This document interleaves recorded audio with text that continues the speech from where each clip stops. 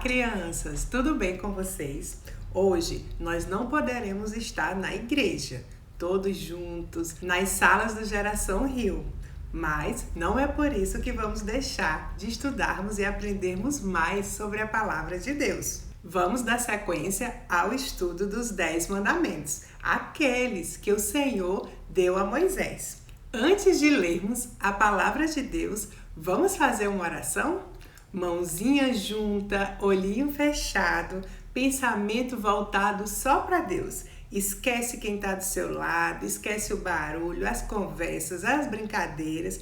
Pensa agora só em Jesus, tá bom? Senhor Deus eterno Pai, muito obrigada pela Tua palavra. Fala, Senhor, aos nossos corações. Nos ajuda a sermos pessoas mais obedientes a Ti.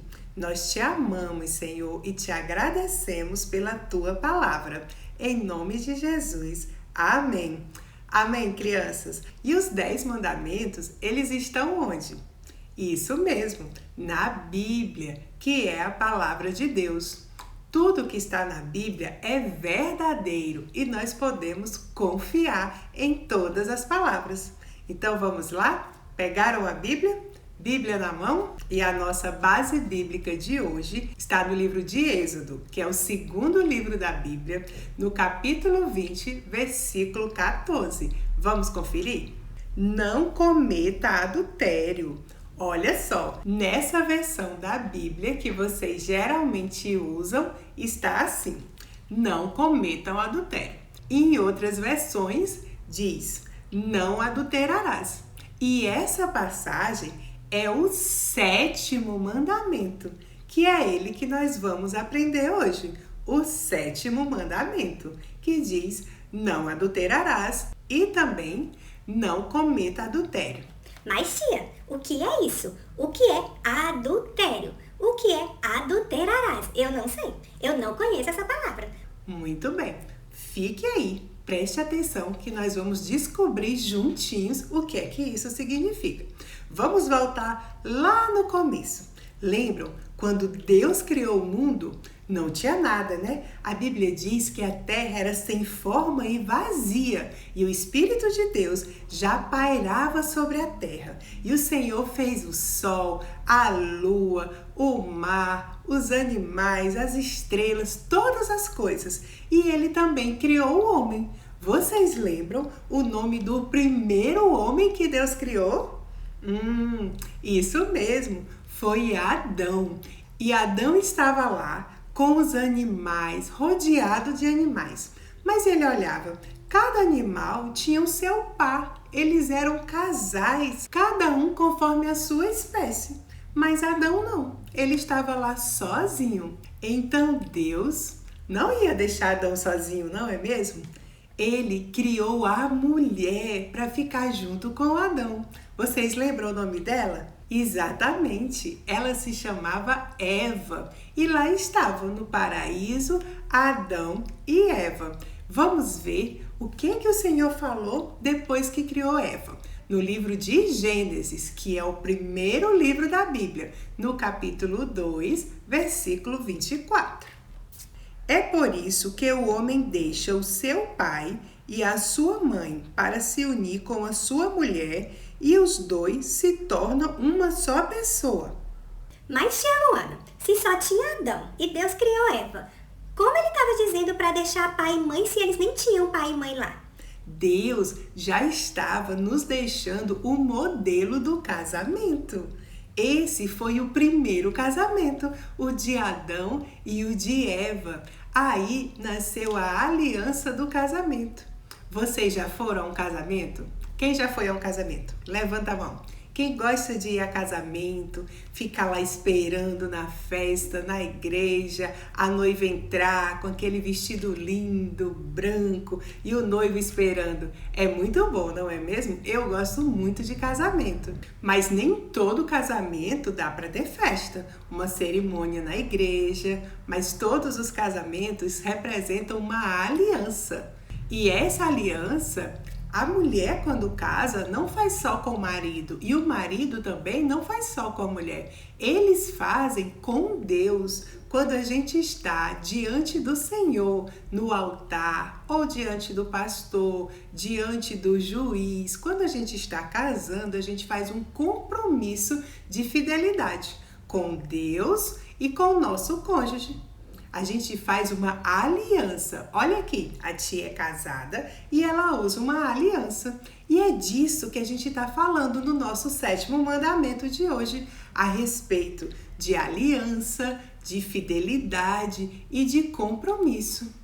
Não adulterarás, não cometerás adultério. É o que diz o versículo. E adultério é isso, é um pecado, é a quebra da aliança. É você trair aquela pessoa que você se comprometeu diante de Deus a amar, a respeitar, a andar sempre juntos. Então, quando o marido vê uma moça que não é a mulher dele e ele quer namorar com ela, isso é adultério. Da mesma forma, quando uma mulher vê um homem que não é o marido dela e ela quer beijar na boca dele, namorar com ele, isso é adultério. Vocês sabem que o casamento é uma coisa pública, não é mesmo? Todo mundo sabe, todo mundo vê. Quando uma pessoa é casada, todo mundo sabe com quem que ela é casada. Então, para cometer o pecado do adultério, da traição, tem que ser escondido para ninguém ver. Mas será que ninguém vê mesmo? Eu acho que não. Vamos conferir Provérbios 15:3. O Senhor Deus vê o que acontece em toda parte. Ele está observando todos, tanto os bons como os maus. O casamento é muito bom. Ele foi criado por Deus, mas o nosso coração, ele tem desejo de cometer o que é errado, desejo de pecar. A gente já nasce com esse desejo de fazer o que é mal. Por isso, Deus deixou instruções para a gente seguir e fazer o que é certo. E devemos fazer o que é certo. E não só para não desonrarmos a Deus, não quebrarmos a aliança com o nosso cônjuge, mas também por nós, pelo nosso corpo. Sabe o que a Bíblia diz sobre o nosso corpo? Vamos ver em 1 Coríntios 6:19. Diz assim: será que vocês não sabem que o corpo de vocês é o templo do Espírito Santo que vive em vocês e lhes foi dado por Deus? Vocês não pertencem a vocês mesmos, mas a Deus. Viram, crianças? O templo, o lugar de morada de Deus. Nós somos o templo onde o Espírito Santo mora, onde ele habita. Já pensou quando a gente comete um pecado, fica aquela manchinha suja de pecado? Além da gente quebrar uma aliança, a gente vai manchar o templo do Espírito Santo. E por isso, também, nós devemos cumprir essa aliança e guardarmos o nosso corpo. Tia, mas eu sou uma criança pequena. Eu nem sou casado e nem vou casar agora. Ainda vou crescer, ainda vou estudar, ainda vou ter um monte de coisas para fazer antes de casar. Por que eu tenho que aprender tanto isso? Lembra que a gente acabou de ver que o nosso corpo é templo do Espírito Santo? Mesmo como crianças, nós podemos guardar o nosso templo do Espírito Santo.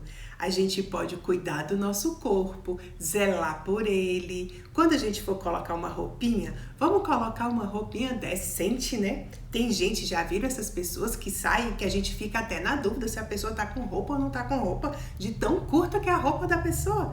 Então, desde pequeno, a gente vai zelando pelo templo do Espírito Santo. Jesus também falou que o casamento representa a relação dele com a igreja. Jesus diz que nós, a igreja, os seus filhos, somos a noiva de Cristo. Outro motivo super importante para a gente honrar a fidelidade.